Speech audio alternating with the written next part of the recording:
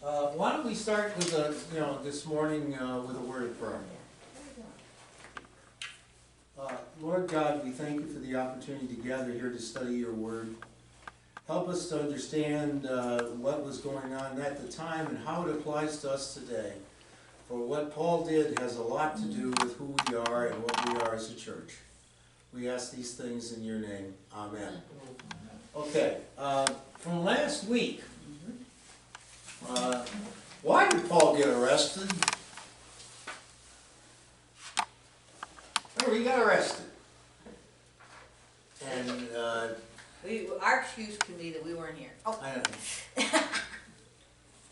know. What exactly did he do? Leona's not here to answer. Okay. If you recall, all Paul had done was, Paul was told that he had to behave himself because there was all these people out looking for him. And if you recall, last week we talked about how he went to the temple to do the right ritual, and somebody noticed him. And then what happened? Didn't they beat him up and everything? Yeah, there was a bit of a riot. Not actually, it was more than a bit of a riot. So Paul was actually arrested to save his own skin. Come on in. They were afraid that if they didn't arrest him, somebody was going to beat him silly or to death or what have you.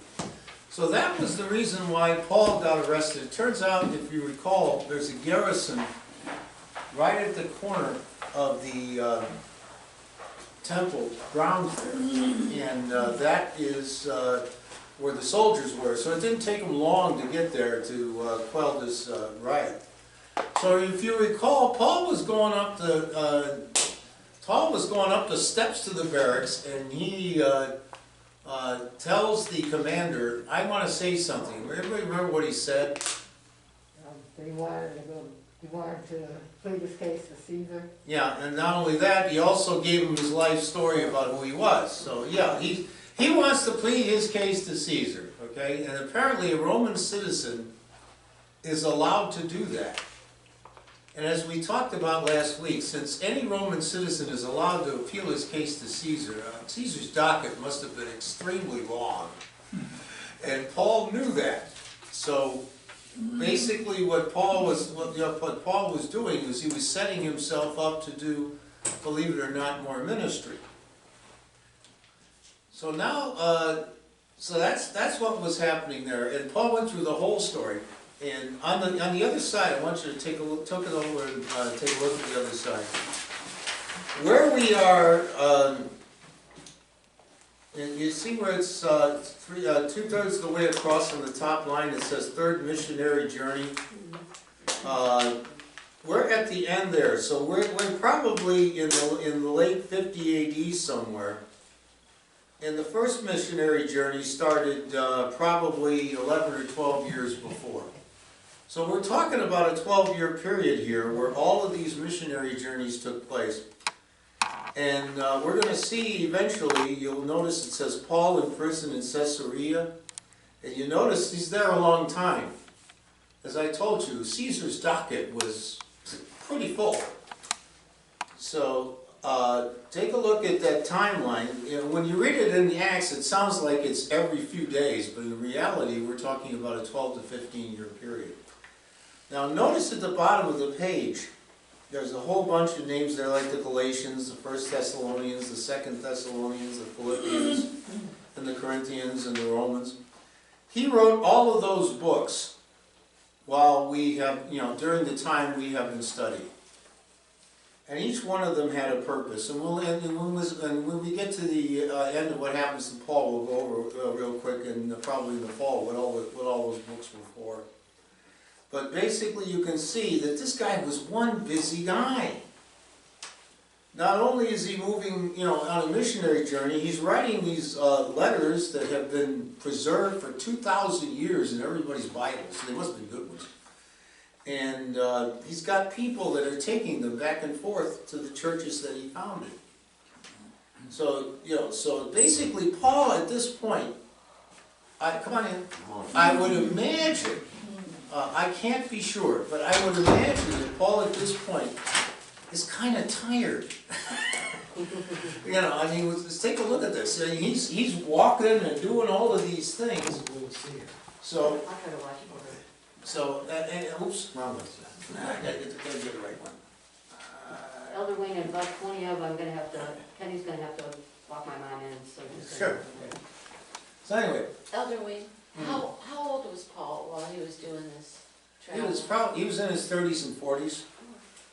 So, basically, this was the prime of his life, so to speak. And remember too, that he had been beaten up and he had some sort of a malady, and they've been debating for years what that malady might have been. They think it might have been epilepsy, some say it was malaria. So he had this on and off sickness as he was going through all of this. So you could imagine at this point, he's now in Jerusalem. This was supposed to be, in his mind, sort of like the culmination of all of his work. Okay? Here, I've done all of this, now I'm here to tell you what's going on. And things didn't exactly go the way a whole lot of people thought they would. Paul kind of suspected it. Okay? But remember, for the first few days he was there, nothing happened. It didn't take, it also said that Jews came from Asia, which means the people, which means people went out of their way to find you. All right, so that sets the scene here for what's going on. Paul has now been arrested. The commander, who really doesn't name, is trying to figure out what to do with him. Does this sound familiar? When he was in prison the other time or something. Yeah, not only that, but isn't that what Pilate's problem was with Jesus? What do I do with this guy? Mm-hmm. Well, that's where this commander is right now. What am I supposed to do with this guy? I had to arrest him.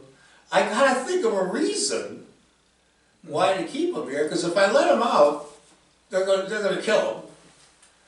So you're gonna find that what he tries to do, is something called scourging. Now, any of you familiar with the Spanish Inquisition? No one expects this. Not too much. Well, remember, all those things like the iron boot and the rack and everything were designed to get people to confess. So basically, they put you on this stuff until you confessed. So confession was 100%, if you understand what I mean. So scourging was kind of like that. Scourging was a strap that had all kinds of little pieces of marble and metal on it. So when it hit you, it had a tendency to make you unhappy. And the idea was it was used to get out the truth. So if someone would be kind enough to read Acts 22 to 30, let's see how that worked out.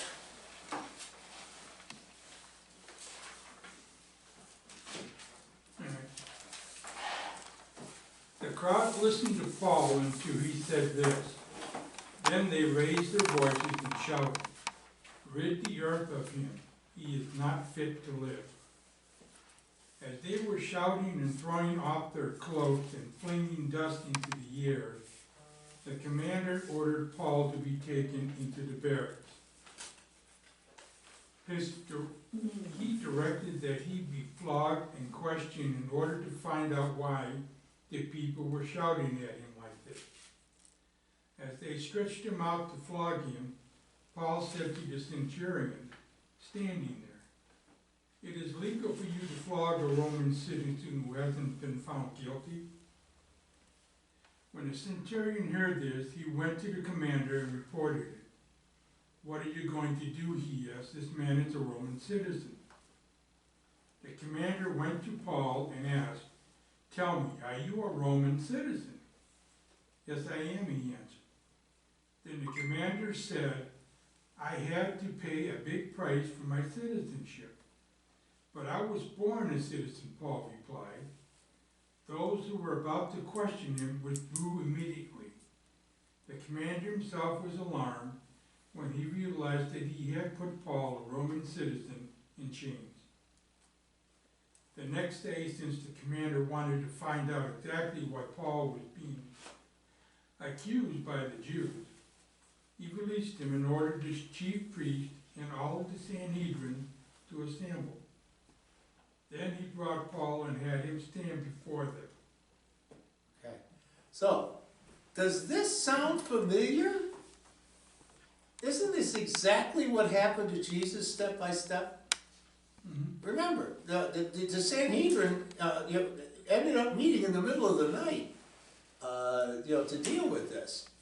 So keep in mind what's going on here. Pilate had the same problem the commander had. The worst thing that could happen is for any kind of a civil disturbance or a riot to get out of hand under his watch. Because after all, nobody wanted to be in Palestine if you were in the Roman army anyway. It's hot, it's miserable, it's this, it's that. Rome is much more fun.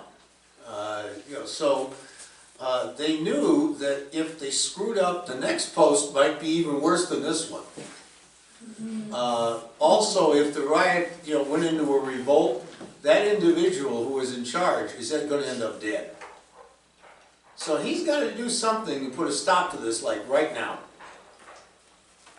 So now his problem is, now the commander's problem is, I don't know a thing about this religious stuff. It's the same thing Pilate said. I don't know a thing about this religious stuff. I know it's out there. And I know they're mad about something. I'm not going to get in the middle of this.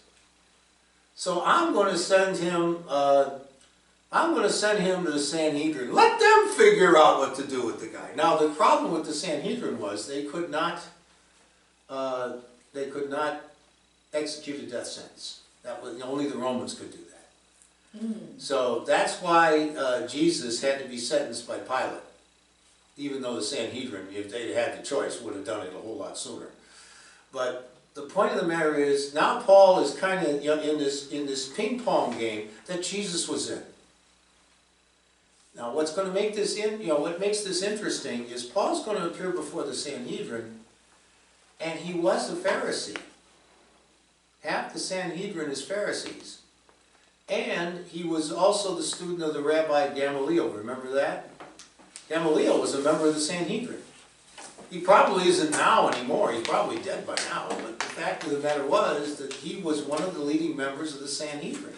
So it's not like Jesus was a total rebel from Galilee that they don't know anything about.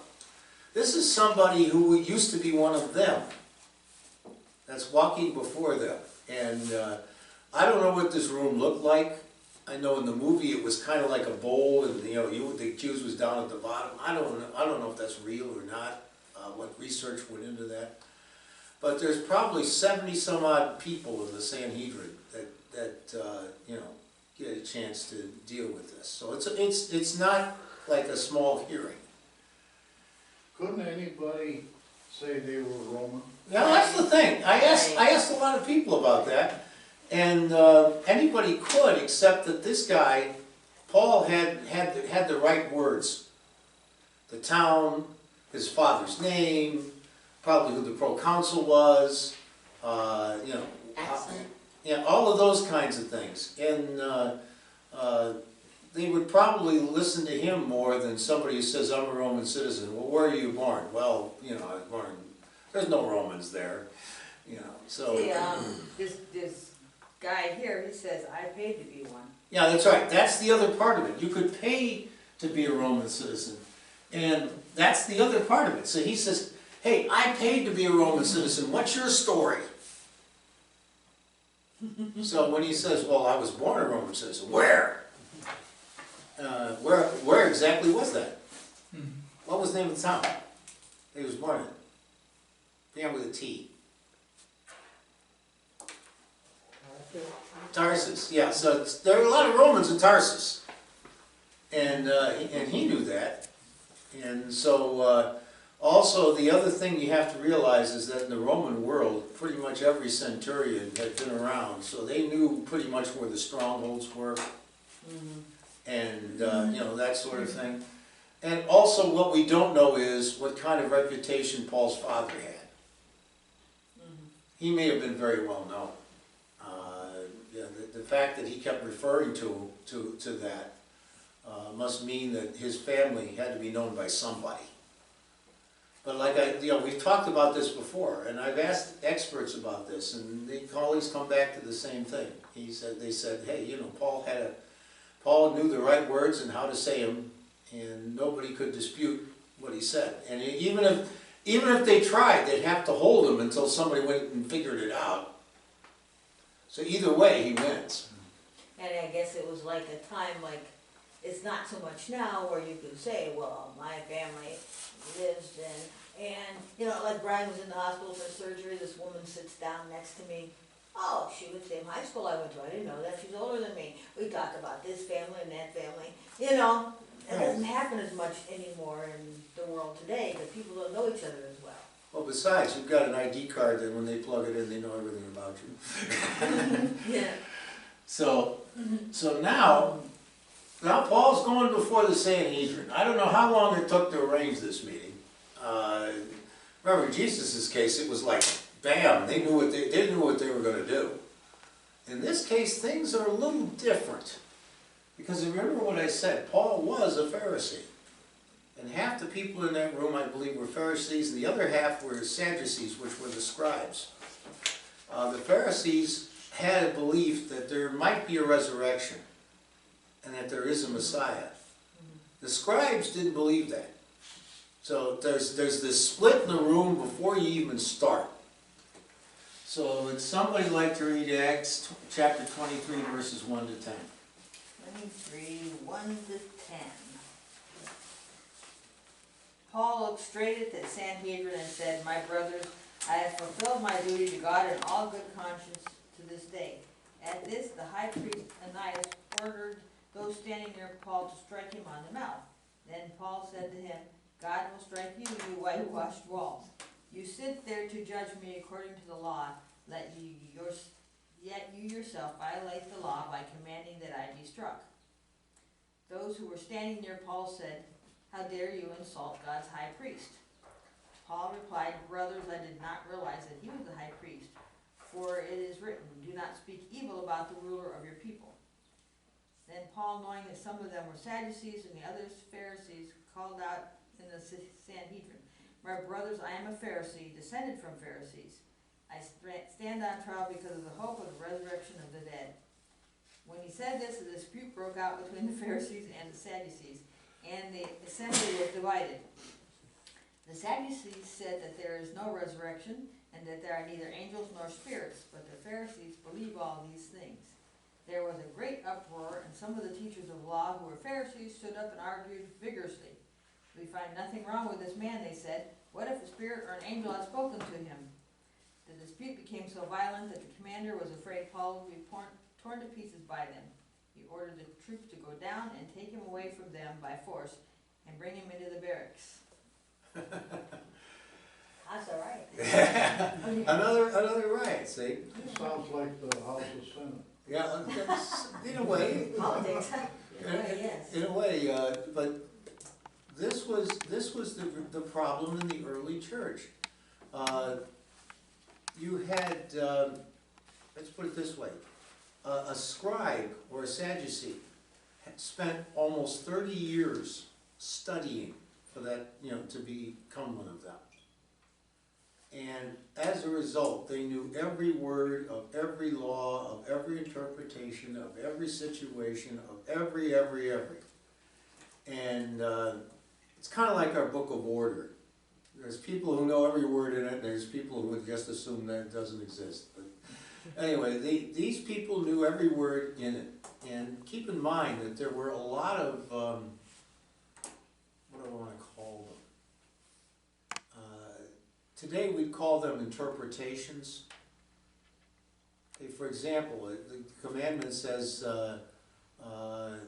honor the Sabbath day and keep it holy. You shall not, 6 days you shall do all your work, but on the seventh day you shall.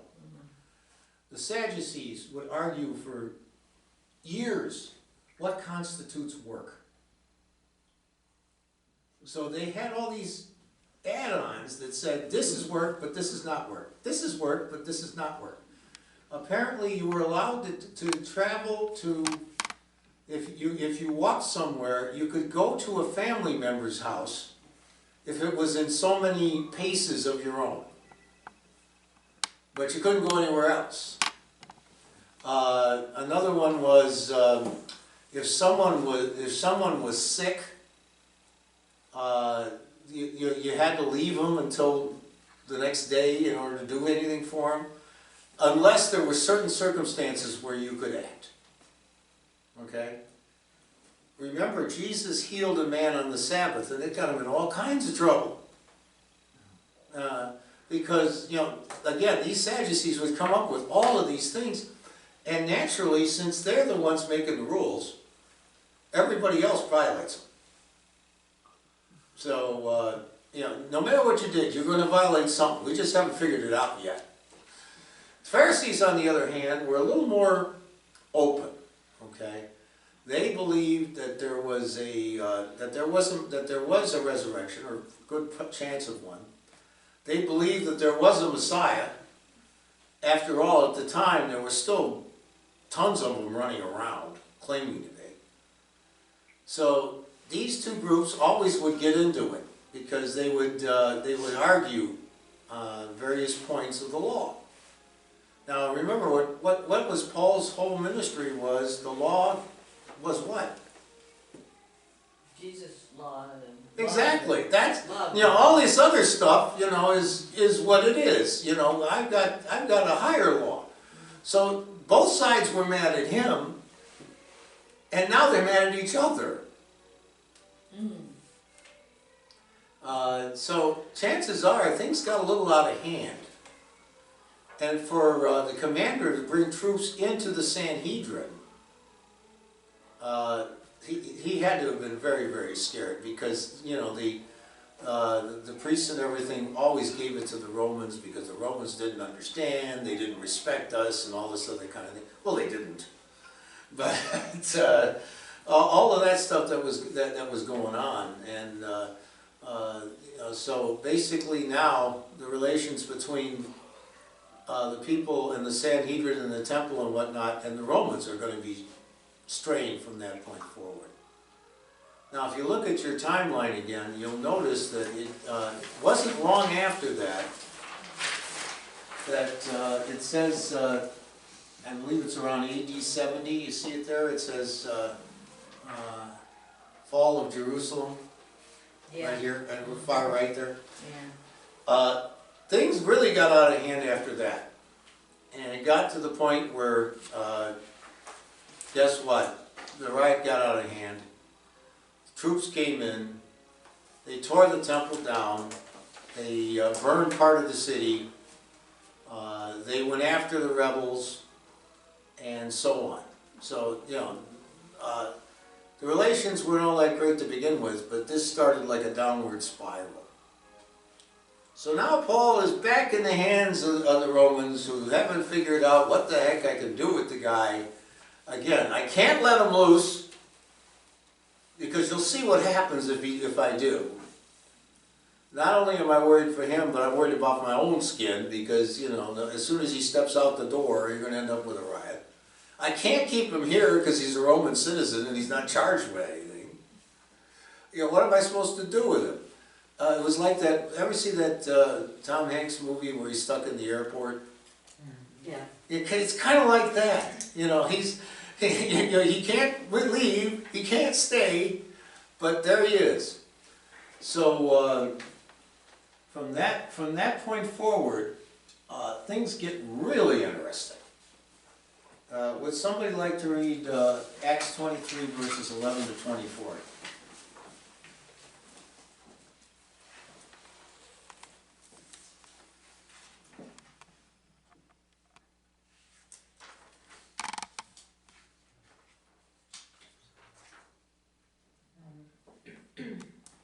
following night, the Lord stood near Paul and said, "Take courage, as you have testified about me in Jerusalem, so you must also testify in Rome."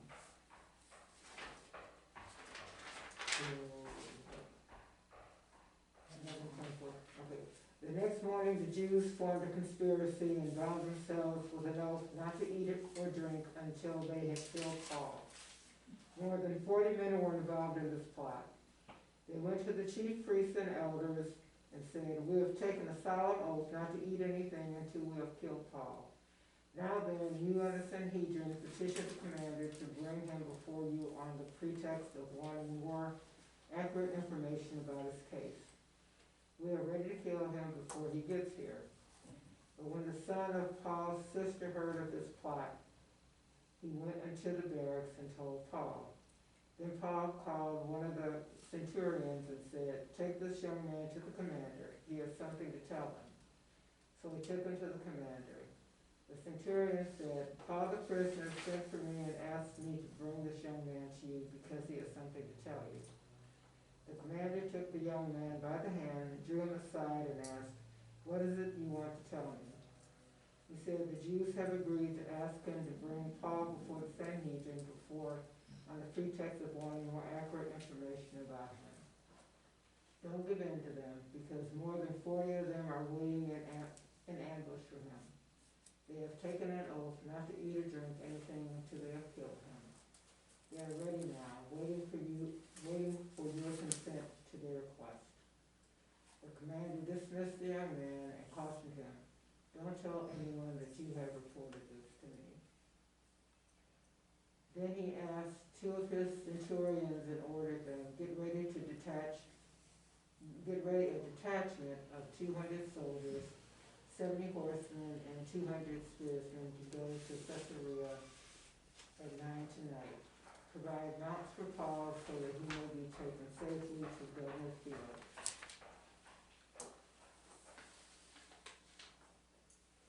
What did we just learn? First of all, stuck in there, we found out Paul has a sister. Yeah. But more important than that, look at the size of the military force they put together to transport one guy. Yeah.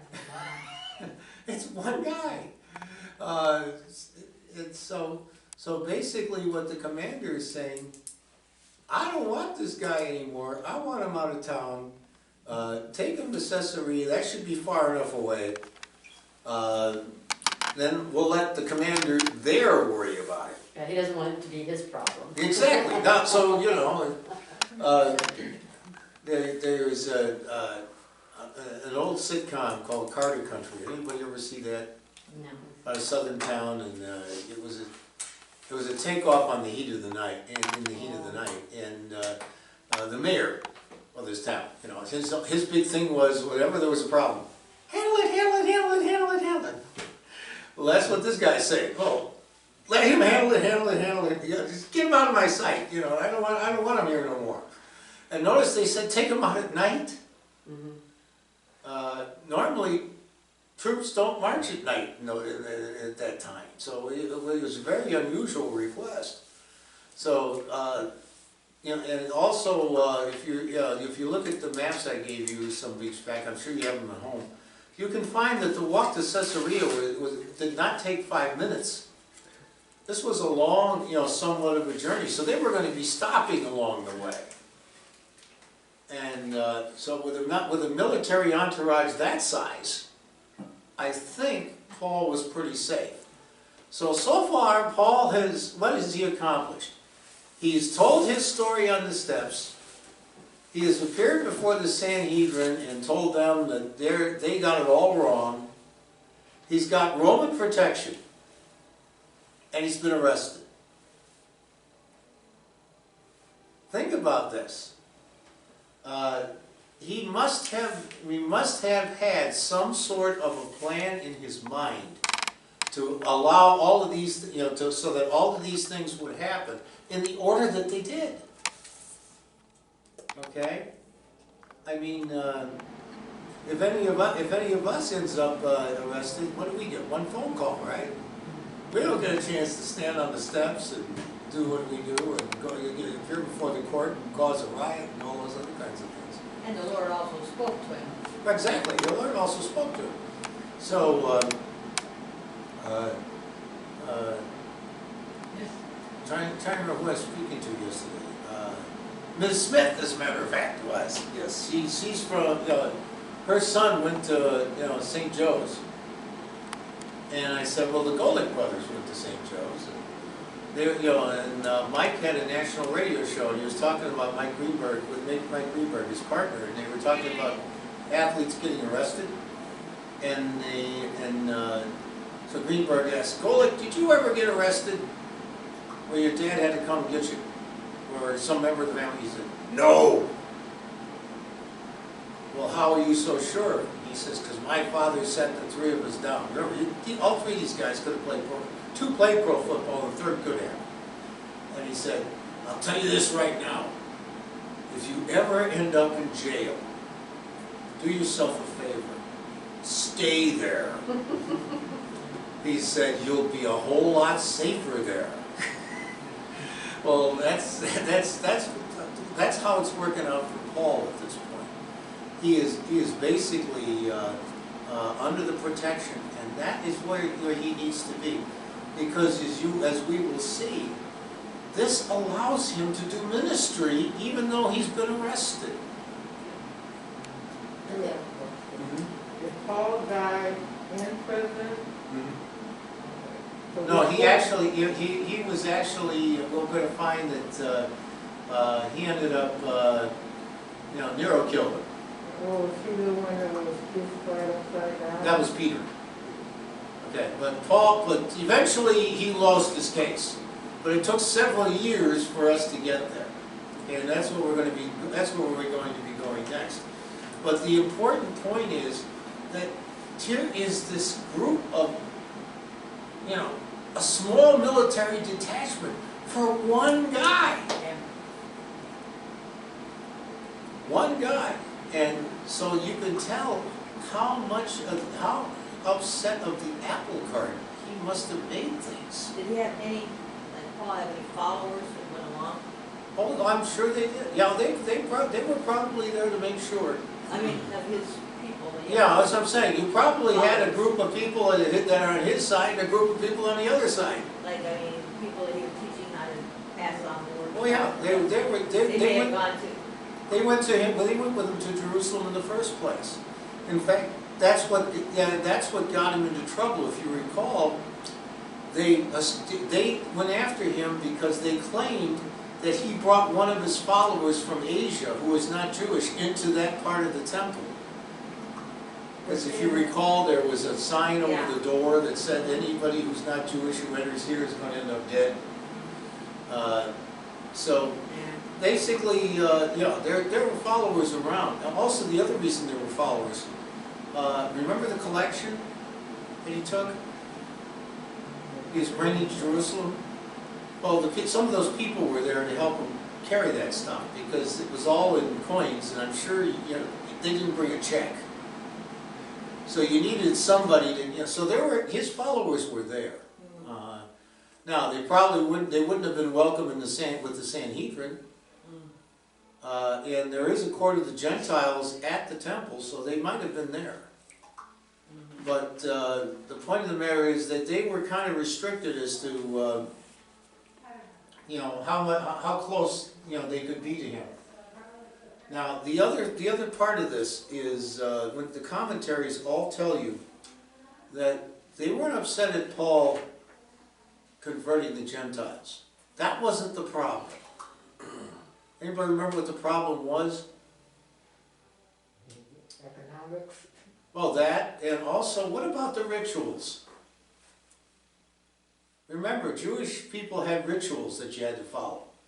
And Paul said, well, you don't have to follow those to be a Christian, and that upset them. Because if you recall, there's all kinds of purifications and special sacrifices and circumcision and all that stuff. And Paul's telling the rest of these people, you don't have to do that. So the Jews are saying, we already did it. That's not fair. Okay? That's not fair.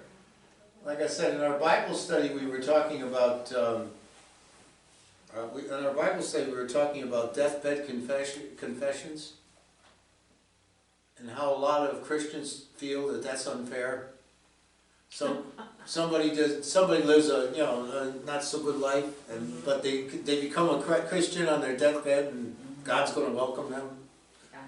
And they say, well, that's not fair. So it's human nature to say, if I have to go through all these other things and you don't have to, that's not fair. My mother always said, life's not fair. No, That's not the way it works. Everything isn't fair. well, yeah, it isn't. And, but so that's what all these people were upset about, is the fact that there were hundreds upon hundreds of Christians out there in Asia that they never even saw, that somehow got away with it. They got away with something that we wish we could have done that. It's the old philosopher's lament, which goes something like this. The philosopher has to decide whether to believe in God or not. Simple decision, right? So the philosopher asks himself, let me look at the cases. All right, case one. I'm going to believe in God. Case one. So case one says, I'm going to believe in God. So they said, okay, fine. If I believe in God, there's a bunch of rules I have to follow. Okay, so I got to follow some rules. And there's a bunch of things that people I know might be doing that I'm not allowed to do, because it's wrong and all that sort of stuff. So if I believe in God and do all of those things, and God doesn't exist, then I could have had a lot more fun. But if I decide to have fun and not believe in God, and God does exist, I'm going to be tormented for all eternity. So I better believe in God. Well, a lot of those rituals went like that. They did them because they were supposed to do them. And remember, this has gone on for over centuries. You probably asked the average person why you had to be circumcised. They probably said, because that's what you do. Why do you have to have a specific sacrifice on a specific day? Because that's what you do. And nobody even cared anymore as to the reasons in most cases. So that's the situation that Paul saw. He said, all of this stuff really doesn't matter. Right? It really doesn't matter. What matters is, as you said earlier, following God's law. That's what matters. And Jesus taught us how to do that. And Paul's teaching everybody else how to do that. And we talked last week about how hard it is for some of these churches that were left on their own to interpret how to do that. We talked about the letters of John, 1 John, 2 John, 3 John in our Bible study. And those were written at a time when you had 2 generations of Christians, and they were still trying to figure out how to do it. But instead of having a bunch of rules and regulations out there, Paul kind of left it up to them. And then when things get out of hand, he would step in, with those letters that we talked about, and straighten things out. So now Paul is at the end of this thing. He's on his way to Caesarea. And then we're going to find out next week, in Caesarea, a whole lot of interesting things happens. There are some people who say, if I'm going to get arrested, I'm going to get arrested the way Paul got arrested. Because he ended up with a lot of privileges that a lot of prisoners just didn't have.